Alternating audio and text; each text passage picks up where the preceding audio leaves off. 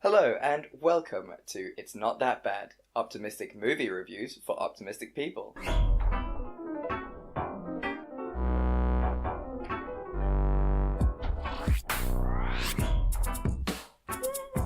was so good. That was perfect. I did the thing.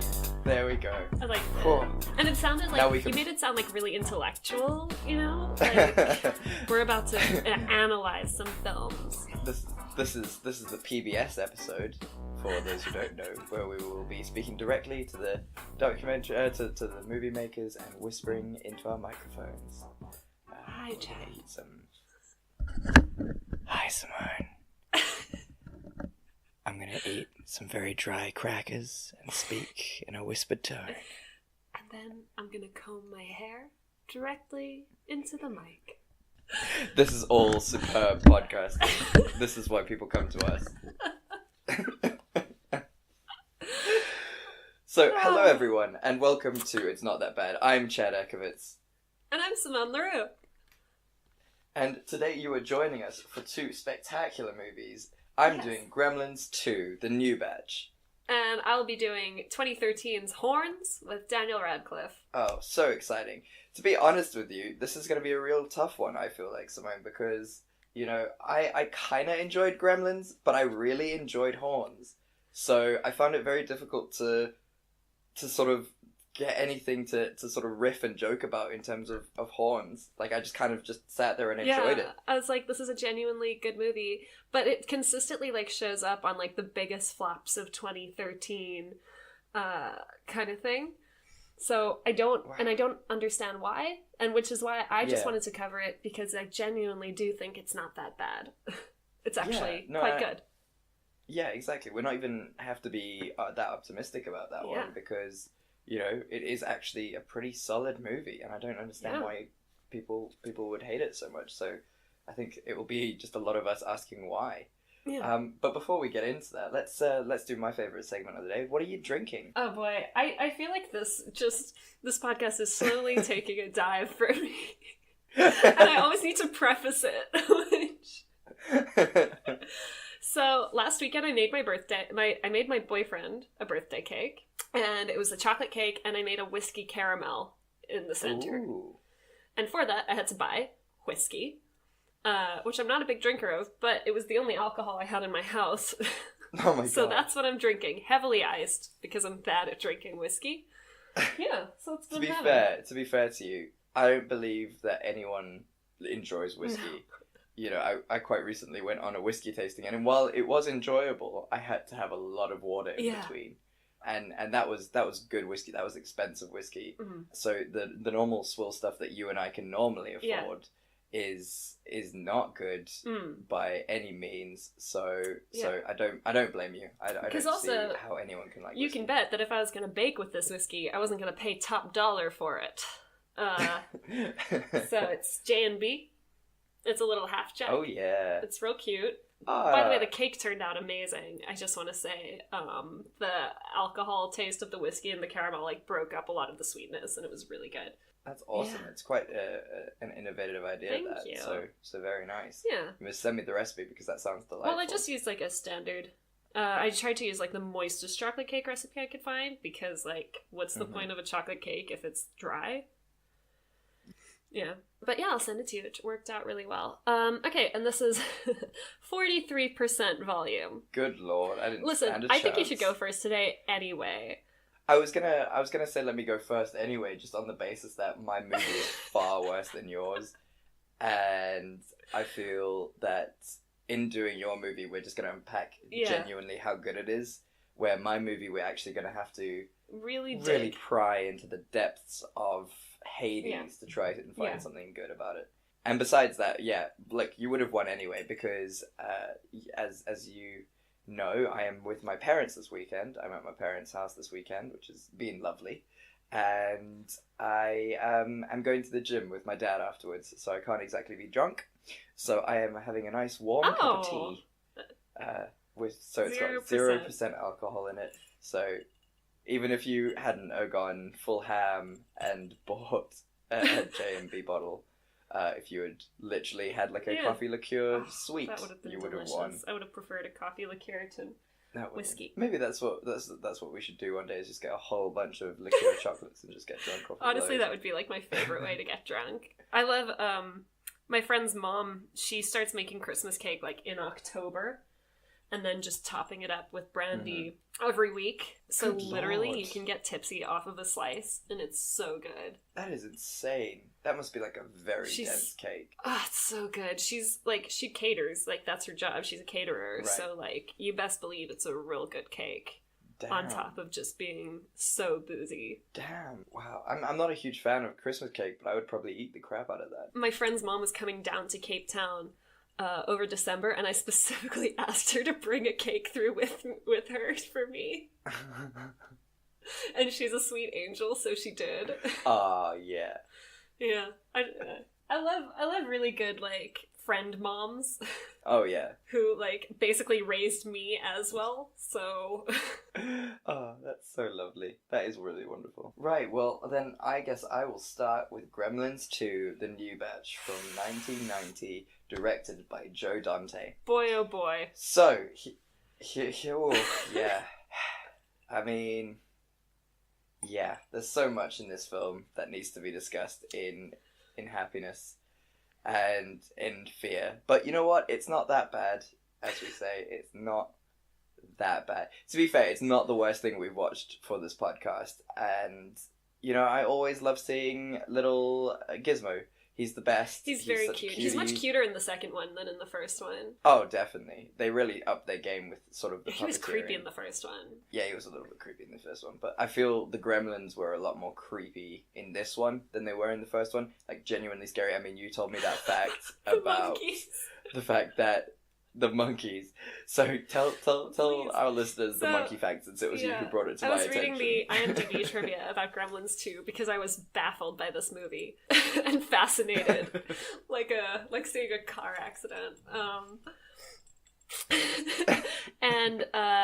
So as you know, that there's a scene in the lab where there are lots of different animals in cages. And apparently there was supposed to be a scene in Gremlins 2 where the Gremlins actually release the animals, or open all the cages and the animals all jump out. But that didn't work because the monkeys were so scared of the gremlin puppets that when the doors were opened, they refused to leave the cage. Which is so horrible. Like those poor I don't monkeys. blame them though. No. If you saw Stripe, you would just freak out. I'd stay in a cage too. I'd be like, no, thank you. I'll close the door again. Yeah, at least it's I'll safe figure behind myself you. out. And it couldn't have been easy for any of the animals there having to deal with these creepy puppets, because they did look really, really good. I was impressed by the level of detail that was given for the 90s, for the early 90s. Yeah. No, it was very, very impressive, and I was surprised and amazed. So yeah, that was awesome. But yeah, let's give a quick plot summary of this. So Gremlins 2 is the sequel to the well-celebrated Gremlins 1, which is in itself a fantastic film. It did really well at the box office, and I enjoyed Gremlin 1. Don't give me a hand sort of mere shake. Gremlins 1 was a great film. It had its issues as well. Like that whole scene, like it was discussed on Cracked's podcast, that whole scene where the girlfriend is trying to tell her story about how she, like, her dad died, I think it was, from Santa. Yeah, on Christmas. On Christmas, and the boyfriend, the protagonist, is just like, sorry, what? Did you say something? We need to go do something else now. Like, we gotta go. And that happens again in Gremlins 2, which I will discuss.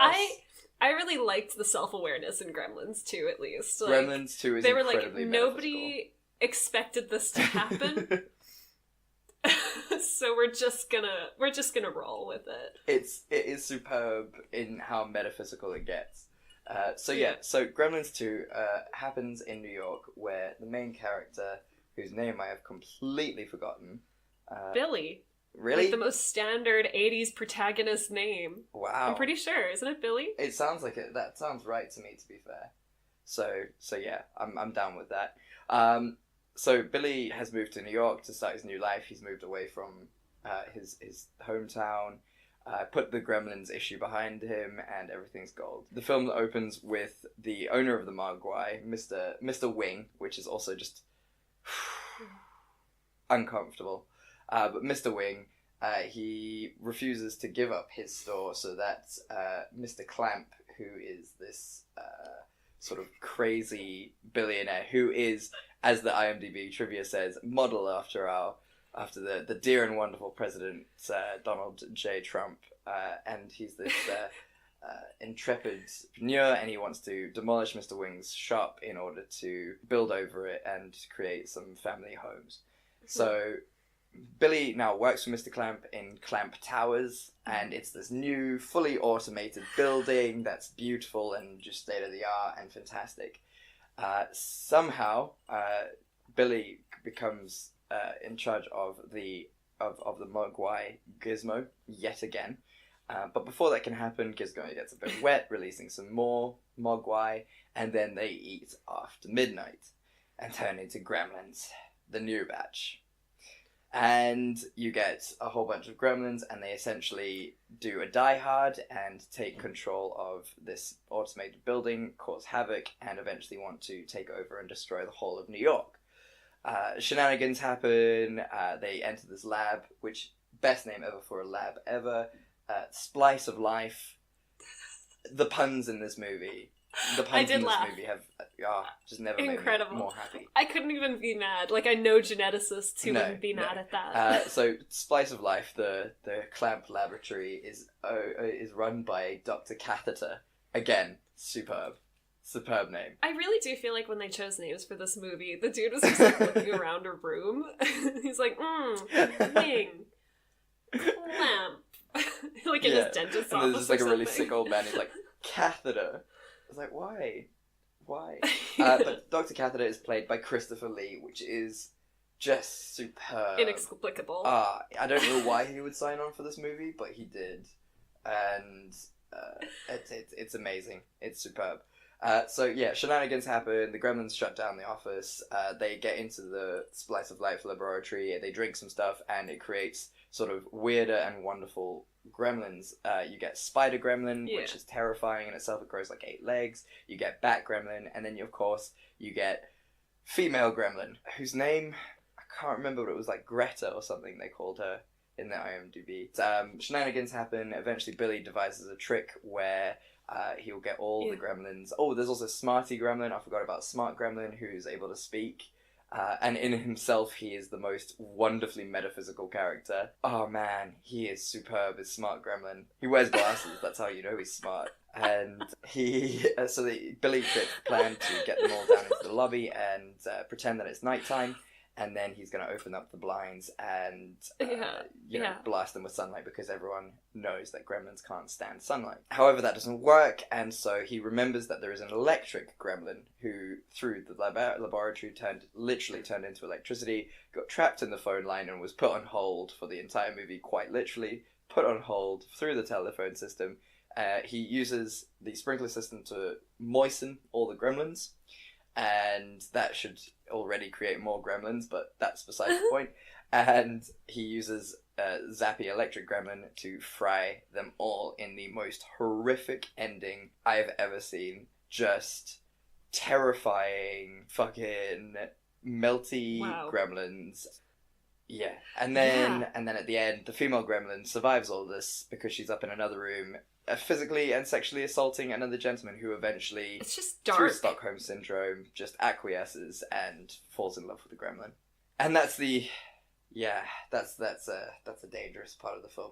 But in the middle of this film as well, it gets very metaphysical because in one of the TV shows, because Mr. Clamp also owns a TV studio, and there's a TV reviewer reviewing Gremlins 1.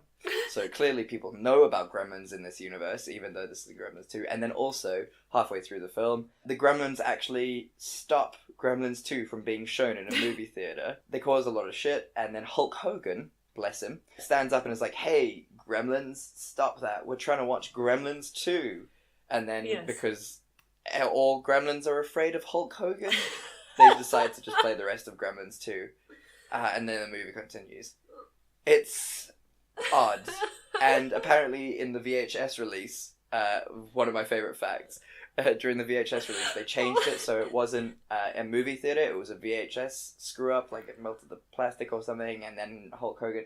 But the problem with this is that so many people thought it was an actual error on the VHS that they returned it and complained to the point where a VHS mixers who created the VHS phoned the studio and were like, was this intentional?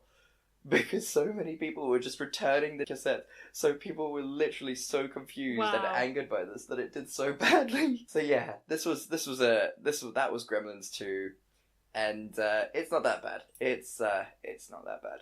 So tell me your thoughts. What did you think of this film? Okay, I'm gonna ask the questions that I have first, and I have many, so I'm not gonna say all of them. Good plan. First of all, the fucking Splice of Life lab. Can anyone just walk into it? Because that's not how you run a top secret genetics lab. It also seems to be reals. Like one room. Like that's all the space they have allocated in the smart building. They have like one room and 2 monkeys. But they're still doing great things, so clearly whoever they hired. Yeah. But yeah, the fact that Billy just like strolls into the Splice of Life lab and steals stuff and walks out and nobody stops him. Like they don't even need keycard access or anything. No, it's very 90s in the fact that, you know, everything is just very chill. You know, it's my favorite thing as well is when when Christopher Lee gets his package and it's like, oh, this must be my malaria. Oh, it's just rabies. I've had rabies. I've got rabies. And I was just like, would that be sent by U.S. mail? You'd be surprised. Like, I feel... Listen, no, the things that have been sent in mail, you'd be horrified. I got sent, like, live insects in the mail when I was doing my honors, and she sent them, like, in a DVD case, wrapped up, so that the postal service wouldn't pick up on it. What the hell? We had to get them from Germany, and that was the fastest way. Did they survive the trip? How did they survive the trip? Yeah, they were great. They were fine. That genuinely surprises me. I thought they would all arrive dead. She just put some, like, lichen in there with them, and kept, like, so it was pretty moist in a pretty moist environment. It was warm, like, it was just, she wrapped it in bubble wrap, too, to, like, insulate it a bit. And yeah. Wow. That is terrifying. So you'd be surprised what is sent through the mail. Okay, well that answers my question. Also, it's very interesting that the Gremlins are immediately able to find clothes that fit them. Like, all of them have these little outfits, and it's like, it's never, they don't even attempt to explain where they get these clothes from. In Gremlins 1 and 2, like, it's clearly not children's clothes, based on what some of them are wearing. It's just never fully explained. Like, they just arrive into the world dressed. To be fair, I mean, everyone clearly knows about the Gremlins because they know that the first movie came out. They've all clearly seen it, you know. And on that basis, I'm sure there are little, you know, collectibles and toys and stuff. So all the Gremlins kind of have to do is find those toys within the clan. Life-sized Gremlins toys? I don't know. I mean... Listen, I think, like, we don't need to explain it. If the movie was too lazy to do it, we certainly don't have to. And then my final question, right? Yes. Is, what caliber of bright light don't they like? Because in the first movie, it's very clear, like, they can't have, like, a bright flashlight shown on them or whatever. But, like, they're very comfortable under bright lab lights. They're comfortable being outside as long as it's cloudy. Like, yeah, it's really not clear what light does and doesn't work on them. No, and, I mean, there's talks of a third one. Why? And I'm really hoping that it's going to be very scientific. No. And they're going to be like, the Gremlins can't handle a certain frequency of light. Anything between this megahertz and this megahertz, they're just not going to be able to stand it. And that would make me really happy to see a Gremlins 3 that's very scientific and accurate. Because, I mean, the whole point, as the IMDb said, the whole point of that scene where they ask, where the critic is just blowing up on Gremlins 1 was in response to all the criticism that the writers got for Gremlins 1 about the rules that don't make sense, like you can't feed them after midnight, because that is a genuinely stupid rule, because anytime during the days after midnight. So what's the cutoff? Is it from like midnight till 3? Yeah. Is it, So I agree. Like the rules on the gremlin keeping. It's no wonder that Mogwais turn into gremlins so much. Yeah. And also in terms of like water, like snow is water, but that doesn't affect them in the first movie. Like all the food and beer and whatever that they drink has water in it, but that's fine. You know what I mean? Yeah, it's very, very unclear. The new Mogwai, not even the new gremlins, like when Gizmo gets wet in the most spectacular way. It's so fucking, like, it was so lazy. It's so weird. But the new gremlins, like the crazy one with the squint eyes, is just, like, they're dicks. Like, in the first one, the Mogwai were crazy, but, like, they were just kind of funny crazy. The Mogwai in these ones are just mean. They're not even fun. They're just really mean. And then when they turn into gremlins, they're actually fucking horrific. All of the scenes where they're torturing poor Gizmo are just horrendous. In the first and second movie, you're like, what are you doing? Like, yeah, this feels so unnecessary. Although he's technically your dad. He's so nice as Gizmo. It's no wonder he's the one he who just survives. sits there and like sings. It's adorable. But also, he is super duper metaphysical, as I learnt from the IMDb trivia. Because whenever certain actors came onto screen, and Gizmo was in the scene with them, he would either say their real names or a character name from another movie that they were in. Funny. So Gizmo very clearly understands that he's in a movie, and he's metaphysical in this way, and maybe that's the superpower of the Gremlins. Like maybe that's what we're missing, and that's what everyone's missing. Is this movie isn't good or bad because of the Gremlins and how creepy they are. This movie is good because they are metaphysical beings from outside of our universe. They are very much like the turtle and Pennywise the clown from Stephen King's It. They live outside the universe and interact with us. So yes, I did compare the Gremlins and Mogwais with Pennywise the clown. They are of the same I don't ilk. know how much I agree with that, but I'll let you have it. You're doing your best with this movie. Yeah, it's a tough one. But yeah, I enjoyed the intercom jokes. The intercom jokes were always funny. They were just amusing little tidbits over the thing. It was very Aeroplane-esque, which I feel this movie was very much of that ilk. It definitely stands as an Aeroplane, Spy Hard, Caddyshack kind of film. One of the things the scene that made me laugh out loud was when his girlfriend, like, at the worst possible time, starts revealing another tragic backstory that she has. And it's even more ridiculous. She's like, no, don't mention Lincoln to me. I did like that it was just self-aware. It was like, we don't know why this movie did well the first time. We're just gonna be really upfront about how ridiculous it is now, and it worked really well. It did. It did in that fact. And I mean, as soon as Gremlin 1 was released and they found out it did super duper well, they were just like, okay, well, we should immediately start making Gremlins 2. And the director, Joe Dante, was like, no, I don't think we should, because we're just going to be feeding off the benefits of number 1 and the hype of number 1. So we should just leave it. And they left it, and they left it, and they left it, and then they eventually released number 2. And, well, they started shooting number 2, and it did not ride well. And leaving it that long kind of hurt it. I don't think it would have still done very well if it had been released pretty soon after Gremlins 1, but no, just did not do well in that respect. But I think, there are some really good central themes to this film as well. I mean, it's very clearly anti-tech, return to the simple life. I mean, there is a bit in it where Mr. Clamp goes, traditional things from the earth where life slows down to a crawl. And, it's very much this, technology is really bad and automation's really bad and this is what happens. But then at the end it makes fun of simple life too. So it's kind of just taking a dig at everything. Also, they kill the gremlins using electricity. So the metaphor doesn't really work all the way through. Yeah, exactly. I mean, the only way they were able to destroy the gremlins was because of science turning the gremlin into lightning. Yeah. Well. Yeah.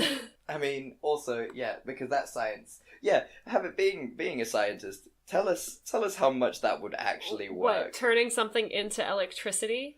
Just all of it. Just from the splice of life all the way to the end. Tell us the science behind this. Okay, Do your best. I feel like that's a whole other podcast. What I will say is, any scientist who just, like, leaves their flasks out on the bench in the lab, like, without storing it or labeling it or locking it away, like, they shouldn't have that job. You know what I mean? But what are you saying? They were labeled. They had the best labels. Those labels were fantastic. They were pictures. How could you cut anything mixed up? How on earth? With a and picture? Certainly, why would you lock away this revolutionary technology that could make the company tons of money and just leave it on the bench that apparently anybody in the building can access? Why would you? That's ridiculous. Yeah. So from that point of view, it's already a little bit, well, Clamp could have hired better scientists. Oh boy. Yeah, you can't just turn something into straight up electricity. Like, technically we have a lot of electricity in us. But yeah, you know what? I don't want to say never. Because maybe 100 years down the line, they'll listen to this and they'll be like, fucking idiot, we're all electricity now. So, I mean... I want to agree with you, but I kind of want to see a future where gremlins exist more than we're all electricity. Well, also it's like, it's That's really kind of fascinating that gremlins just kind of absorb whatever happens to them. Like, their genes just change so quickly that they're able to, like, completely change what they're made up of, or, like, suddenly have wings. Yeah, or become a giant spider and know how to spider. But, you know, I don't want to give the writers too much credit. I don't want to assume that they were like, yes, their epigenetic tendencies are very different to ours, because I sincerely doubt that much thought was put into them. Science is magic potions. Well, yeah, that's how, you know, everyone saw science in the 90s. It's terrifying doctors called fucking Dr. Catheter. Who could genetically You're actually ruin not everything. allowed to be a scientist unless you've got a really specifically sciencey name. Oh, really? Yeah, that's just a fact. I thought so. I thought that's why you only get like 6 scientists. I mean, or it has to rhyme at least. You know, Bill Nye the Science Guy. Yeah, or a nice alliteration is always good. If Stan Lee has taught us nothing else. The king of alliteration. So I think it was.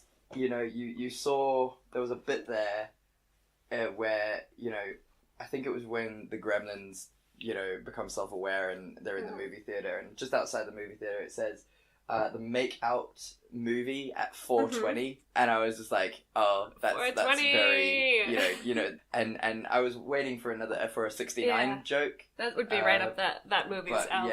Yeah, exactly. So I feel that encapsulates the themes of this film, is that there was a 4:20 joke in it. Whether intentional or not. Gremlins really are just like, if 12-year-old boys were allowed to live out their most destructive tendencies, that's what would happen. Yeah, huge jerks 100%. With no impulse control. They are. That's a good point. Because the first one, which I liked this fact in the second one. The first one was very rapey, like aggressively sexual assaulty. Where the second one kind of, you know, eased off of that, which was really nice. Except for right at the end. Yeah. Which also I have questions about, because if Gremlin's genetics can change so quickly, if he now acquiesces and things are gold, what does that mean for the future of Gremlin species? I shudder to think. Well, I guess we're going to find out in Gremlins 3, whenever that's going to be released. And I am genuinely excited for this film. I'm not.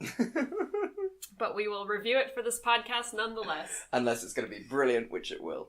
And we both know it's just going to be amazing. But yeah, my one of my final thoughts on this before any trivia is the Lincoln thing, which you have mentioned, is why do they keep glossing over this woman's sexual assault issue? Why? Well, I feel like the second movie, like, it was just making fun of the fact that in the first movie, like, her trauma was so, like, poorly done and misplaced and stuff, and they were like, we're just gonna roll with the fact that nobody cares about this woman in the second movie. Also the fact that, like, she still helps Billy a bunch, even though she's pretty convinced he's cheating on her.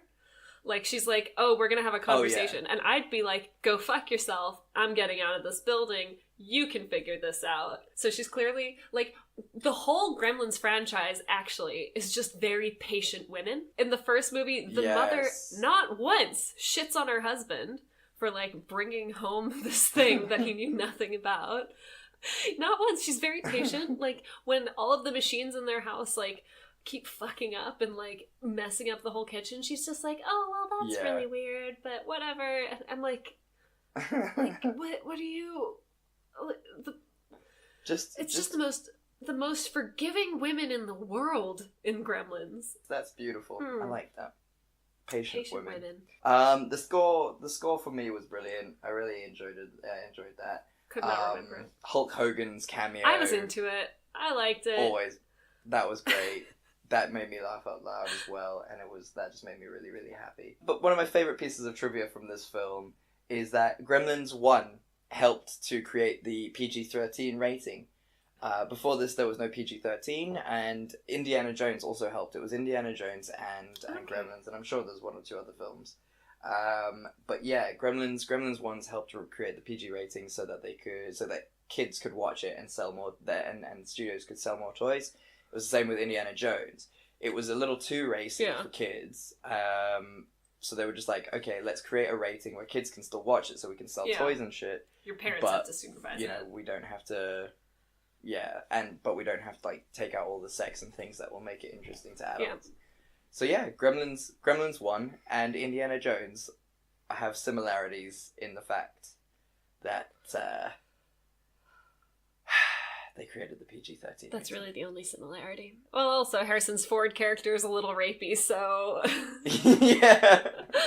So I guess humor around sexual assault is also something they have in common, but that seems to be a pretty common thread in the 80s anyway. It's fine, she's a woman, who cares? Men can't be raped. No, don't be silly. Huh. That's a woman's job. But low-key, if you're a man who's experienced sexual assault, please find help. Yeah. Your problem is real. For real. There's no shame in it. Don't feel like the sort of poisonous, toxic masculinity makes your, problems any more invalid, because it does matter and it is important, and, seek help. There are people out there who can help. Your body is a temple, too. Exactly. Your body is a wonderland. Sorry. I love Bryan Adams. Who doesn't love Bryan Adams? It's not Bryan Adams who sings that. It's John Mayer. That's embarrassing for me. That was embarrassing for me. I'm sad about that. But yeah, tell me what... let's move on to the next segment. Tell me what scene could have saved it for you. God. God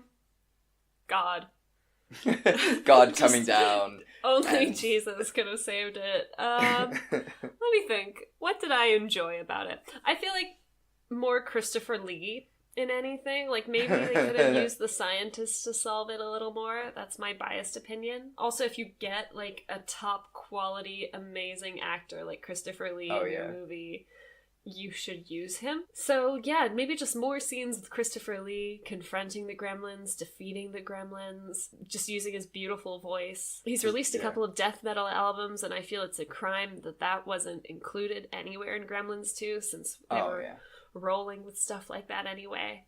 Yeah, like, there was definite room for it. Yeah, and I like the self-awareness. I feel like more self-aware scenes would have been good. Inadvertently maybe answered a couple questions that I have. I would tend to agree with you about the Christopher Lee stuff, and just because it was so silly in that respect. For me, it was Rambo Gizmo. There could have been... Oh, yeah, that was cute. So adorable, and it could have really resulted in something fantastic if we had just seen Gizmo just cleaning shit up, just taking names in his Rambo costume. Like, he killed one gremlin, essentially, and I would have loved to see him kill all the gremlins, just single-handedly, just really scary, terrifying Gizmo, because he's so cute and he just murders them all. This little workout montage, it's great. I couldn't. It's so great. And the puppetry in that is just superb. Like, they've really come a long way. It was wonderful. Oh, it was so good. So, yeah. So my boyfriend watched Gremlins 2 with me. He did not watch Gremlins 1. So I had to be like, no, we like Gizmo. And Gizmo was the only part of the movie he liked. He was just like, why are they hurting him? And then he does the Rocky thing and he's like, yes! So... Gizmo is just wonderful. And I mean, so I spoke to a friend about this who sort of was alive and watched it when it came out in cinemas. And at the time she had a Furby as well, which is just a bad move with these fucking creatures around. So that's uncomfortable. But yeah, I think those scenes definitely would have saved it. Christopher Lee and Gizmo team up where he does the montage theme tracks. Yeah. Mm. If that was a standalone film, just Gizmo and Christopher Lee, I'd watch the crap out of that. But yeah. So yeah, that's the scenes that could have saved it in my mind. So let's move on to bad director or bad film. So I like Joe Dante. He looks nice. He's got his nice smiling face, and he just looks like a pleasant guy. He is essentially known for the Gremlins franchise. That's kind of his claim to fame. But he did a lot of stuff. He's done Hollywood Boulevard, Piranha, Rock and Roll High School, The Howling, Twilight Zone the movie, Explorers, Inner Space, Amazon Woman on the Moon, The Burbs, Matinee, Small Soldiers, which is superb, Looney Tunes Back in Action, Trapped Ashes the Whole, and Burying the X, which I haven't seen.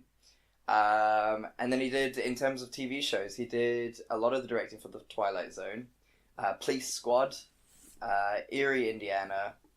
He did Masters of Horror. He did Hawaii Five-0, which is great, and he did a bit of MacGyver as well. So, you know, I like him. I think, you know, it's not... His directing was great in this film. I think it was just a script writing issue. I think, you know, the acting was good except for the female protagonist, but Billy's girlfriend. She was atrocious in this film. Just... Yeah, she was not great. I don't know what happened between Gremlins 1 and Gremlins 2.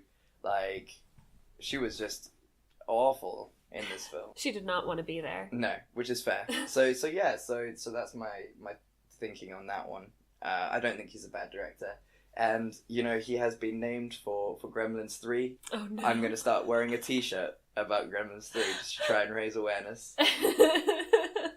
Because I want this so badly in my life. It's not the movie we need. It is the movie we deserve. Oh, it's going to be great. It's going to be so good.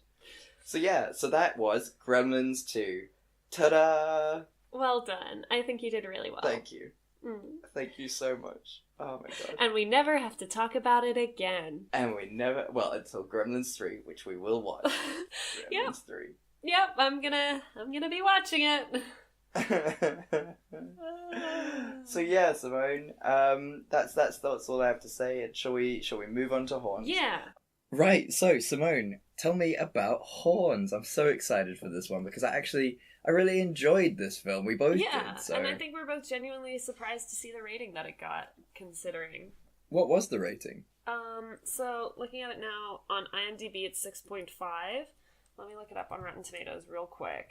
I've done so much research. Oh, so on Rotten Tomatoes, it got 49% audience score and an average rating of 40. Oh, so, that's bad. That's not great. It's not terrible. No, it's not the worst. I mean, yeah. Yeah. But my argument is, it's not that bad. It's not that bad, and we can say that with genuine earnest and truth, because we both feel that it's not that bad. So yeah, give us a cheeky plot summary. Okay, a cheeky plot summary. So, the movie follows Ig Parrish, played by Daniel Radcliffe, doing a pretty solid American accent. Yeah. Ig Parrish's girlfriend, Marin, played by Juno Temple, has just been murdered, and everybody thinks that Ig did it because it was done under very mysterious circumstances. The general consensus is that his girlfriend Marin was way too good for him.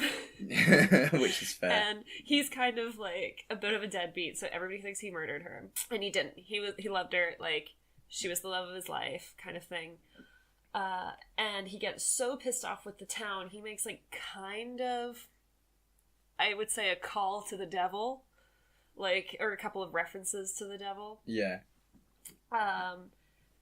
And subsequently, he starts growing horns out of his head.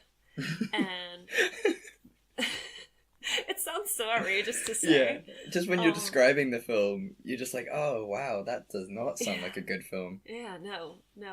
So he grows horns out of his head, and these horns seem to bring out the worst impulses and thoughts in the people around him. What follows is a series of misadventures, as he also tries to track down his girlfriend's killer. Spoilers, it's his best friend, played by Lee. No, his best friend's name is Lee. He's played by Max Minghella. He's a great actor. I really like him. I cannot picture him in He's anything very else, good. but I know I've seen him in something. And I really, really like him. Yeah. And Yeah. I mean, so good. So good. Yes. And yeah, it's a bit of a whodunit. It's kind of a horror. It's kind of a dark comedy. And I thoroughly enjoyed it. I don't think it's that bad. I don't think it's that bad. I also thoroughly enjoyed it. I think it's got drama. It's got comedy, which is really nice to see, a nice dark comedy. It's nice to see Daniel Radcliffe separating himself from the Harry Potter franchise, which is so hard to break. Like, I feel really bad for the guy. I mean, he's not the world's best actor. We can all kind of agree on that, but he's not the world's worst actor. No, definitely not. Yeah, I mean, he does well. Exactly, and everyone in that movie does extremely well at their roles. Yes. I mean, Juno Temple, who plays his girlfriend, does really, really well. She's really good. She's unbelievably good. And yeah, I mean, she's been in a few other things that I've seen. I mean, she had a really weird small cameo in Batman, in The Dark Knight Returns, as Catwoman's. She was like Catwoman's sidekick. I do not remember that at all. She like followed Anne Hathaway around. Oh. Like, if you go watch it again. That's kind of my career goal as well, so. To just follow Anne Hathaway around. Anne Hathaway gets a lot of heat, doesn't she? I don't know why. I've learnt that recently. A lot of people do not like her. I mean, I think it's hard to be around perfection. At least you're in her corner. Yeah, that's all she needs. She just needs me. And maybe that's how you get the position of person who follows her around. Just psyching her up. You would be a great hype man, to be fair. You would be absolutely wonderful. It's just like quiet optimism. Yeah. You get that haircut. It does look good. Look, with your face, you can do anything. Just maybe sing a bit less. You know, she was not terrible in Les Mis. Come now. Okay, I mean, okay.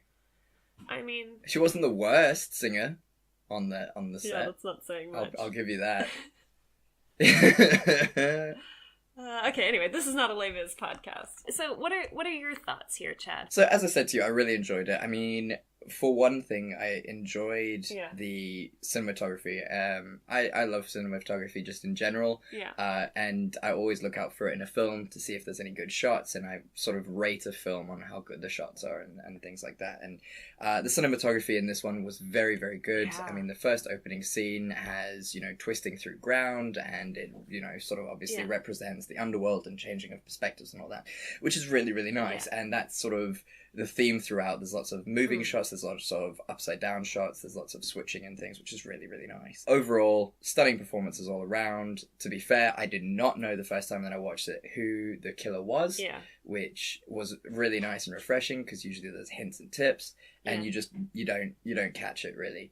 The visual effects of the horns were superb as well, and overall, just, I try to find something that I didn't like about it. And, barring a few moments where Daniel Radcliffe's accent, dipped, overall, flipping good movie. Can't really follow. I mean, some of the dialogue's a bit cheesy, but, I mean... And, when you're leaning into something, as ridiculous as, the idea that this guy is, growing horns and just, eventually using it to just fuck with people, you kind of have to have slightly ridiculous dialogue. Yeah. One thing that I really appreciated, besides all the dark humor, which I think really injected a bit of self-awareness into the movie that without it would have been a bit, much, Because the movie, explores, darkness and light and goodness and evil. And I think without that, little bit of self-awareness and humor, it would have just been, really preachy and weird, Oh, yeah. So I like that. I liked, the idea, that to him, his girlfriend was always this perfect paragon of goodness and decency and stuff, but she clearly wasn't. She clearly had her own thoughts and feelings that didn't line up with what he thought they were. And it's cool that they kind of explored that a little bit, that his girlfriend wasn't who he thought she was, and that was okay. It doesn't mean she deserved to get murdered. No, absolutely not. And I think that's the one of the biggest things that, since we've already spoken a wee bit about rape on this podcast, I think it was really important, that message at the end where it's the scene where the murder happens and he's like, oh, what about all these signals you've been sending? And that is such a common thing that guys say, oh, but she was sending mixed signals. She was being nice to you, dude. Oh, like, it doesn't mean that she wants to have sex with you. And even if she was sending mixed signals, if she's saying no now, it's a no. Yeah. Like, it doesn't matter what she was wearing. It doesn't matter what she said before. If in that moment she said no, it means no. Yeah. Those are the rules. You do not get to call dibs on somebody. Also. Yeah, I found her locket. Ergo, she belongs to me. Yeah, her feelings have nothing to do with it. Yeah. I think one of the common criticisms of this movie was that, like, it tried to do too much. Or it just tried to incorporate too much and ended up, like, not really fully executing any of it. Like, I will admit, I found the end scene kind of, like, lazy in a way. Like, there were so many intense storylines going on, and they just kind of really quickly wrapped it up with a really dramatic scene. And they're like, cool, that's it. Like, I would have really enjoyed, I don't know, like... almost if this were a series, I think it would be really interesting. Oh, yeah. He's kind of like a weird anti-hero. Yeah. And I could see it being kind of like comic book series-y. Oh, yeah. Yeah, I could see that. You know what I mean? Because, I mean, even if you did it like as a 7-part series, because, I don't know, it was, I kind of may have forced the metaphor, but I was trying to see, and in a way, there's 7 scenes that represent the deadly sins. There's lust, gluttony, wrath, etc., etc. I'm not going to go through them and name all the scenes because, I mean, like I said, I feel like I forced this metaphor a little bit. Yeah. But if you had each episode in a 7-part miniseries going through that while he's trying to figure out who murdered his girlfriend, it would have been really, really nice. And then I think they could have, like, then made it a bit more complicated than, oh, it was his best friend all along. You know what I mean? I get you. So, in that case, I can see that criticism that they were just trying to do too much with too little time, which is fair, I think. Yeah. No, I agree. I mean, it was never going to be a huge blockbuster. It's one of those films that's a very indie film. Yeah. I think it... Yeah. It rode a little on the premise that Daniel Radcliffe was in it, but not to the point where that's the only beneficial thing of the film. The storyline is really, really good. No. I think, endings are tough.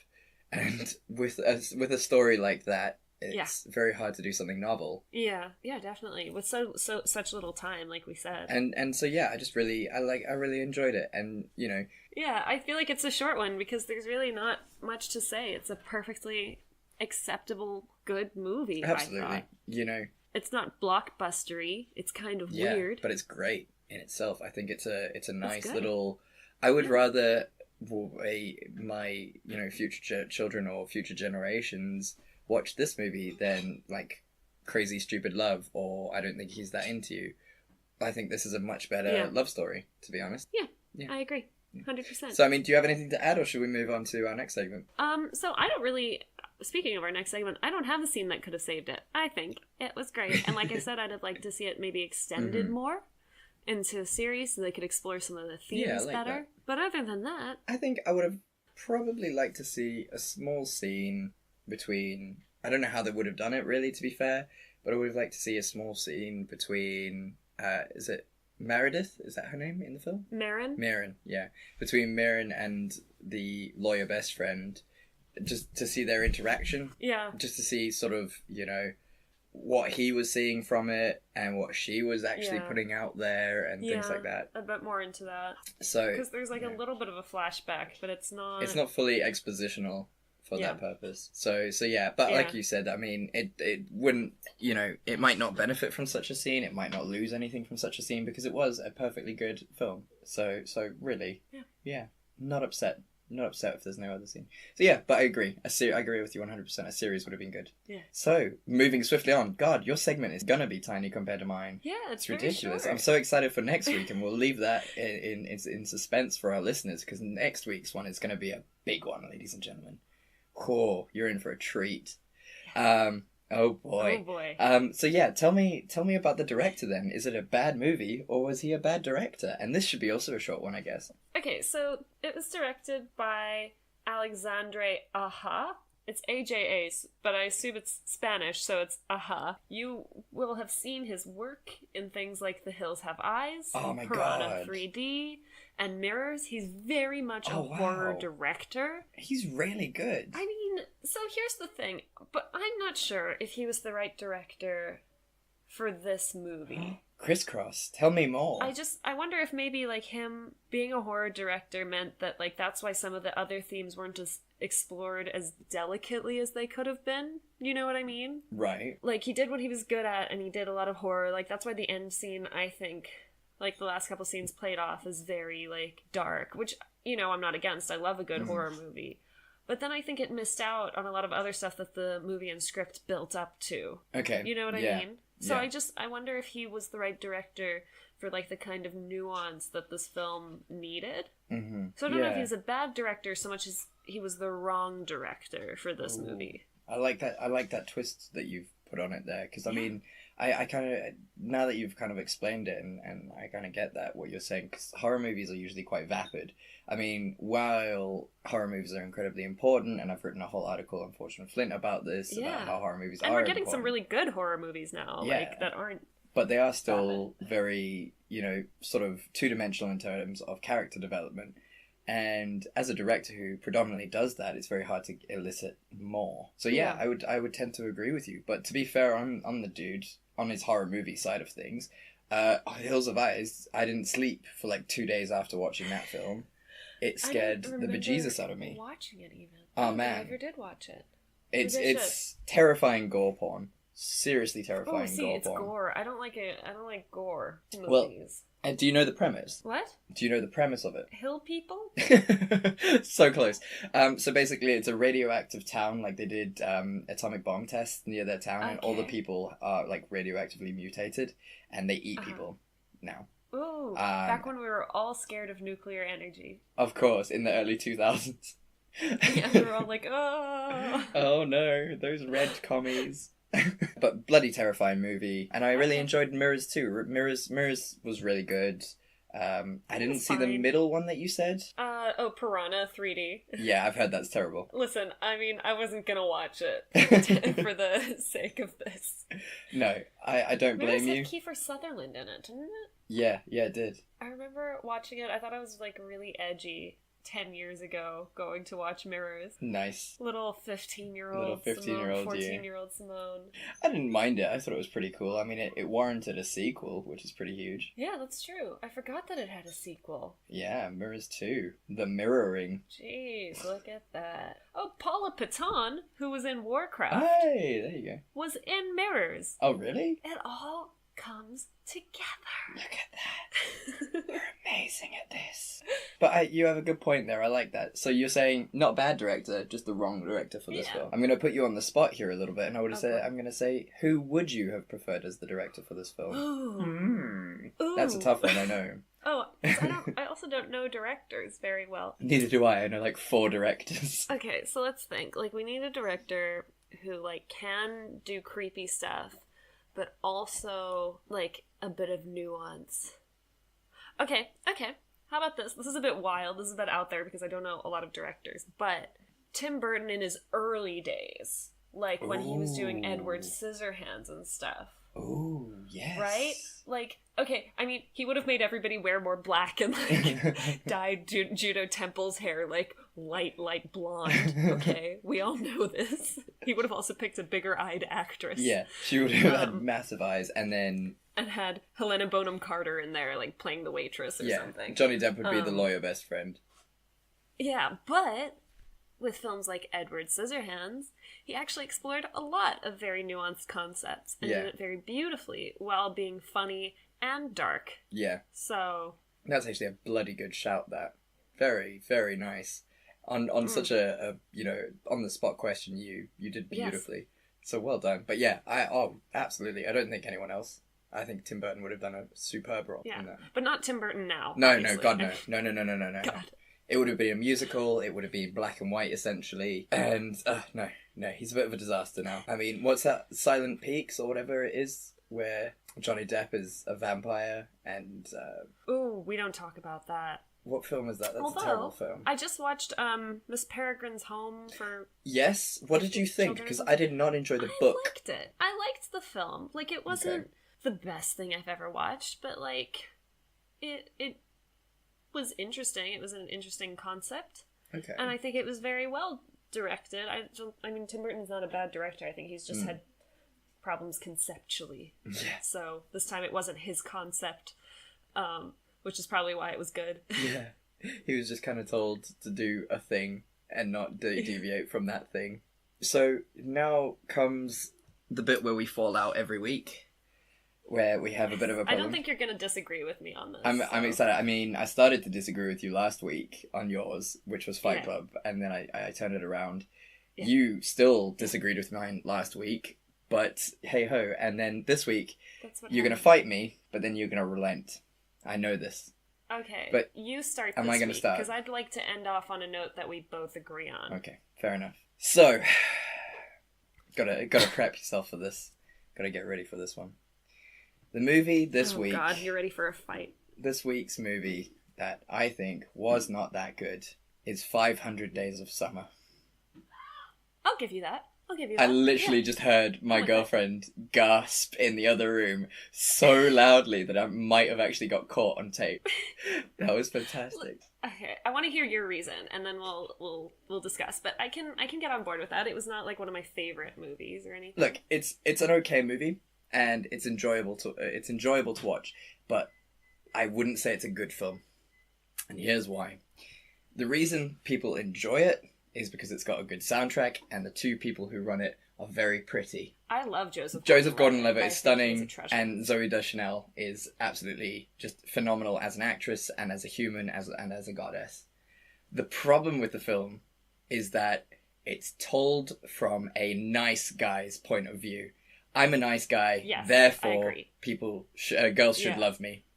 I'm so nice to her. Why won't she fall in love with me? And he doesn't take her feelings into account. She said from the very beginning, I do not want a relationship. And he was like, well, what about me? And then he got upset about when she broke up because he wanted a different thing. If two people want different things, you've got to break up. These are the rules. Okay, here's my argument, though.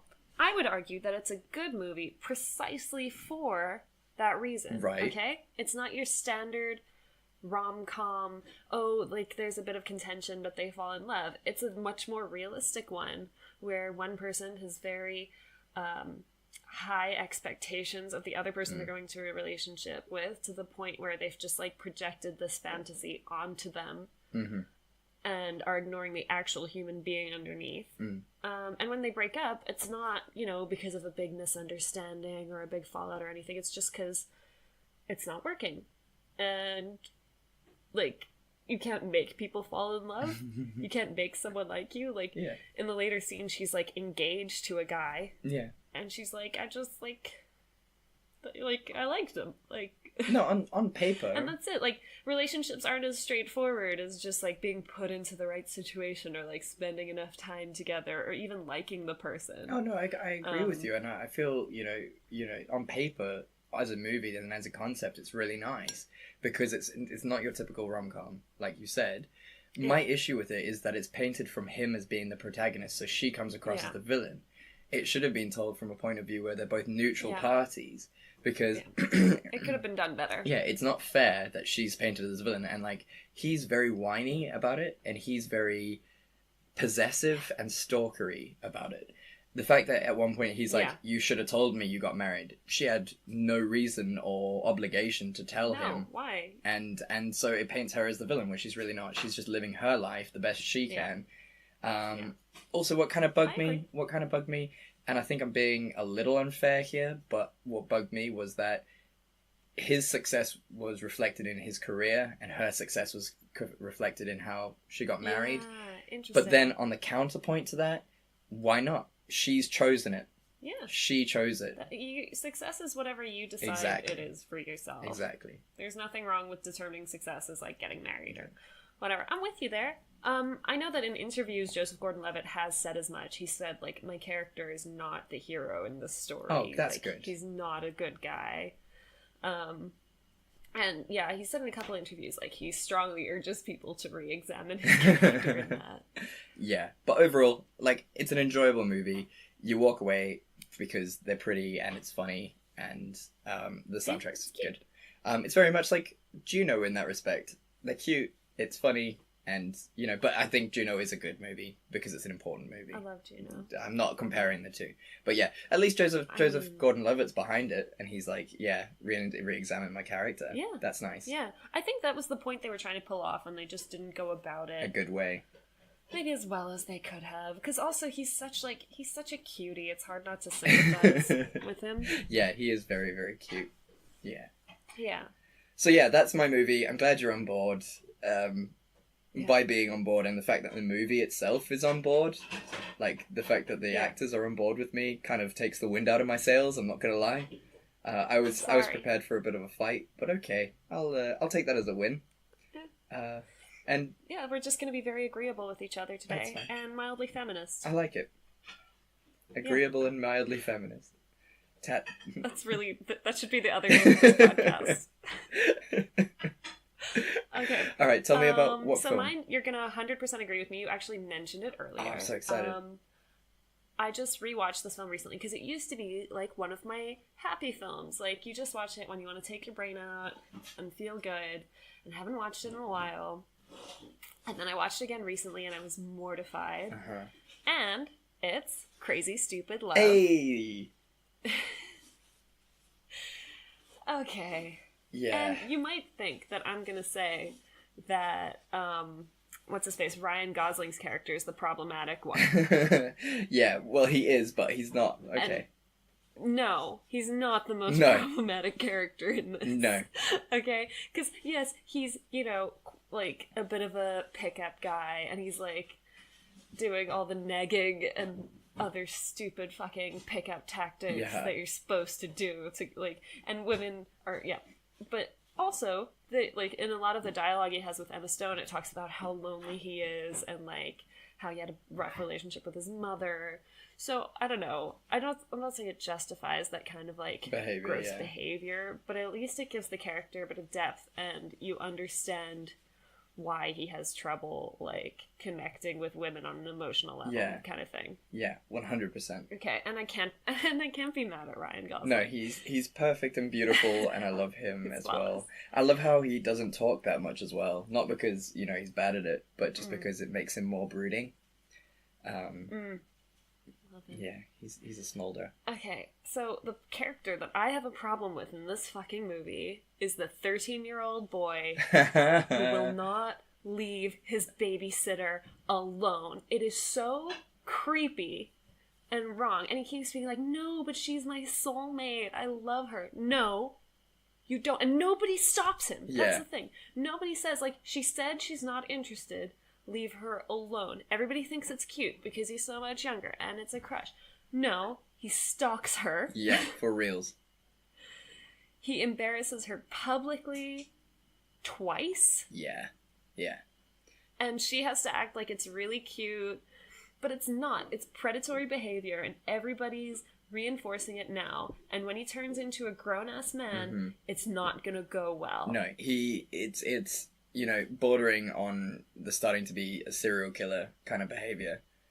It's very rapey. Very, very rapey. Yeah. The thing is, you don't get to decide if somebody's your soulmate. And we don't tell boys that enough in real life. It's true. We always say, like, we're always like, oh, just keep trying. She'll come around. No. Like, no. No. I've never said no to a guy and not meant it. Exactly. It's not trying to be teasing. There's no such thing as a genuine cock tease. That's a horrible phrase as well, just in terms of it. Yeah, I was gonna say. Yeah, no, it's awful. And I mean, there's a difference, because obviously the 13-year-old looks at Steve Carell as, you know, Steve Carell's character as the sort of guidance of what true love is. But their situations are very, very different. The parents fell in love. They were at one point in love. Both mutual parties agreed to this being in love. Where the 13-year-old, was in love, but she was not. There is no connection there, you know? Yeah. And it also teaches, because of the moral at the end of the story is, you know, she gives him a sexy picture. And that's really teaching you the wrong message, because if you keep persisting, you're going to get what you want, and it's usually sexual based, and that's Also, hugely wrong. like, in some states, you can be arrested for possession of child porn, even if you are a child. Oh, wow. I'm just putting that out there. So, don't send nudes, kids. That one kid on our podcast who listens to this podcast is like, what? What? Like, you know, own your body and your sexuality, but, like, wait till you're of age to be sending nudes. Yeah, seriously. And also, if you are going to send nudes, make sure the person you send them to is trustworthy, because it can all go very, very badly wrong very, very quickly. So, yeah. But, hey, England, good news for England, since we're on the subject, has banned, has criminalised revenge porn. Oh, good. So that's good. That's good. I'm behind that. That made me really happy when I found that out. Well done, England. Yeah, we win that. I mean, for a country that's doing such a backslide at the moment. Oh, it's tremendous. We're going backwards. I bet we're going to start colonizing again pretty soon. I would not be surprised. Where do you think you're going to colonize first? I don't know. I feel like, you know... I don't know. I think you should try to seize the Commonwealth back. Get back into South Africa. We don't know what Do you think it'll be mutually beneficial? I reckon. I mean, it was so mutually beneficial the first It time. worked really well. That's what I hear about. You know, that's all I heard about during my legal studies, was that everything the Brits did when we came over there the first time was just stupendous. A-okay. It was all above board. It was all in the preservation. Ethical? Yeah, ethical, that's the one. And, you know... Fair, not at all racist. And it didn't have any negative repercussions. Not one. None. Certainly none that last to this day. Yeah. Everything is fine there. Everything is okay. Yeah, we're great. And that's the thing about colonization, is you can just leave and, you know, with no reparations, and everything's okay. That's how it works. That's how decolonization works. Everything is just fine. And that's why Africa is doing so well. Such a powerhouse. Yeah. Fuck England. Fuck America. Fuck them both. Really. God damn it, it's a sad state of affairs right now. I actually rate you guys should just try to get back in America. Like, you know, the attitude is there. Yeah, I agree. Because they want, you know, they need help, to be fair. They need Jesus. They need your guidance. Yeah, from Theresa May. Have you seen that wonderful meme where she's curtsying to the royal family? Yes. It's so good. I don't like to make fun of, like, public officials, but I did get a good giggle out of this photo. That was superb. And they photoshopped it onto her skating, and it was like Pro Skating UK, and it made me so happy. Oh, God bless. Damn it. I think, yeah. Oh, okay. So yeah. And we did it, Simone. We did a thing. We did it again. Six times running, we've done a magic thing. Yeah. So, yes, we need to talk about the films that we're doing next week. So, Simone, explain why we're doing what we're doing and what we are doing. Yes, so in theory, by the time that we have released these episodes, it'll be October, which means Halloween. Halloween! As some of you might know, Chad and I are massive horror movie fans. It's what our friendship was based on. Mm-hmm. Not all, only, but like... A large part of it, yeah. So we're going to be doing horror movies for the month of October. Don't worry, we won't do super scary ones or just super gory ones. We'll try to have something for everyone. So, Chad, which horror movie are you going to do? Oh, Simone, I am so flippin' excited. I'm going to open up October Horror Month with House of Wax 2005. So excited. Oh, I'm dying. Paris Hilton back in my life. Oh, I cannot wait. What are you doing, Simone? I am so ready. I've never seen House of Wax before. Oh, man. Okay, I also am going to do what I believe is a 2005 movie. It's called Return of the Living Dead, Necropolis. I'm very excited about it. I watched it probably around when it came out. I have so much to say. It's going to be fun saying that it's not that bad. Oh man, I'm so excited because I've never seen it, but just a sequel film by its oh man, I'm so excited to watch this. It's going to be so good. So good. We're going to have a lot of fun. Oh yeah, October month, horror month is going to be so good. Yes. And to our listeners, I do believe that Return of the Living Dead isn't that scary. So, if you're not, like, a huge jump scare fan, this should be fine. If you are a huge, like, scared of jump scare person, I'm so sorry.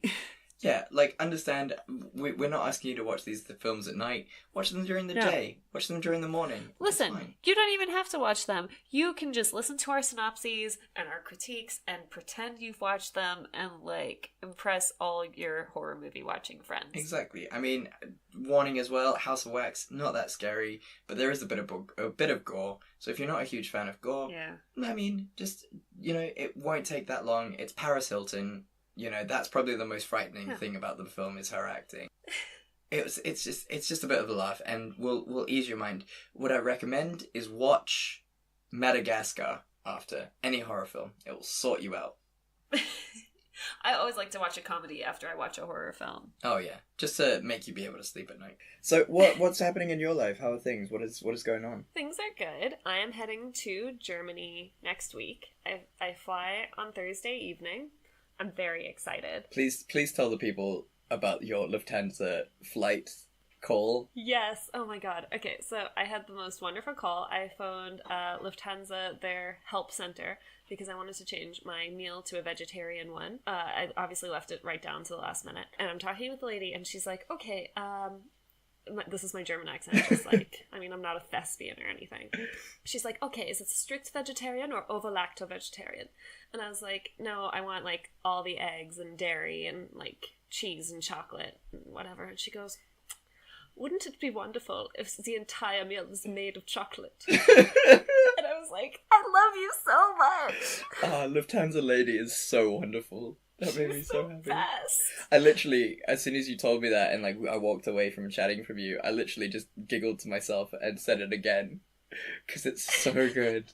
Because you could just imagine this lovely, blonde German lady on the other end of the phone just being like, oh, wouldn't it just be lovely? It's so wonderful. I loved her so... I want to be best friends with her. You've got to find her. When you get over to Germany, you find Chocolate Lady and just hug her. Yeah, and get her something made of pure chocolate. So yeah, Germany. What else has happened in your week so far? Oh, I started watching Ali Wong's comedy special on Netflix called Baby Cobra. It's from 2016, so I'm behind the curve. But it has made me cry laugh so far, and I'm gonna finish watching it after we're done with this podcast. So it's a big evening. Yeah. Full of excitement for you. Thrills and chills. Non-stop. Whoop whoop. And for yourself? This week has been pretty chill. It's leading up to the play. We got about two weeks left, I think. We go on sort of mid-July, so that's exciting. I've learnt all my lines now, which is terrifying because it's only 2 weeks before. But yeah, everything's kind of falling into place. I've sent off for student funding for the law degree, which is in a couple months. I'm gonna start buying textbooks pretty soon. I'm really, really excited for that. And that's kind of what's been happening. My side of things, not too exciting. Not going to Germany, like my dearest friend, which is exciting for her. And I'm excited. I'm excited for you. And so my week is pretty plain in comparison. But yeah, there's not really. I mean, if you think about it, you're really the most important person in the play because you're like the first impression. Oh yeah, everyone wants to be Puck. It's all riding on you. I mean, it's fine. It's what I do best. Wow, that was horrible. I'll never do that again. Yeah, I apologize. So yeah. Oh, there's something we forgot to do in this podcast, and you'll never guess what it is. We forgot to mention Ben Affleck. This is the first... Ben, my dear sweet Ben. Do you know, actually, I've got a Ben Affleck related story. Good, thank God, the podcast will be saved. So I was with my sister, and we wanted some nostalgia movie watching. So we watched Joseph, King of Dreams. Ah, great movie. It's really good. It's such beautiful animation. Oh yeah, does it hold up? We found out that Joseph was voiced by Ben Affleck. No. Yeah. That's you awesome. Can hear it. Oh my God, I'm gonna go watch that, because it's on Netflix, I think. As well. Yeah, it's on Netflix. Oh my God, yes. Gonna go watch that. Yeah. That's amazing. It's wild. Oh my word. So yeah, and we can't not have Ben Affleck in the podcast, so I'm glad you found it. Ben. There you go, Ben. You're welcome. You faithful listener. One day we'll have Ben on this podcast. And we can talk about Daredevil, I guess. I think he'd rather not. That's probably like a statement like his agent sends through ahead of time. They're like, do not mention Daredevil, his back tattoo. Or sad Affleck. How sad he is. Yeah. It's just a whole episode where we just give him a hug. We'll just talk about Joseph, King of Dreams. Yeah. Yes. Nothing else. Yes. I'm going to say, it is what a great movie and you did really well. Actually, you know what? Voice the whole thing. Just voice it for us right now. You know the lines. Read us all your lines. Where can the people find you, Simone? People can follow me on Instagram. It's at simone.le.roux, which is my name. And they can also read my articles over at Forge and Flint. Please don't try to find me on Facebook. It's embarrassing for everybody.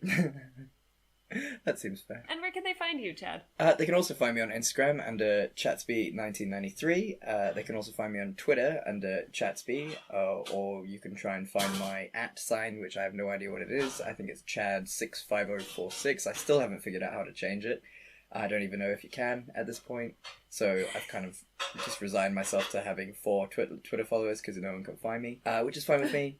You can also find me on Forge and Flint, that's forgeandflint.com, or, follow us on Facebook. We are at Forge_Flint on Instagram, we're at Forge and Flint on Twitter, and come check out our articles, short stories, poetry, and soon to be podcasts. Since this is all backdated and, we're being weird about our timelines, because we have no idea what we're doing, really. We're still learning, but yeah. We're doing our best, everybody. We're doing our best, yeah. So thank you everyone for listening. Like and subscribe, share with your friends, share with your enemies, share with whoever has Spotify or wherever else you get your podcast. Okay, we love you, and there's nothing you can do about it. We love you, and there's nothing you can do about it, and we'll see you next week. Bye!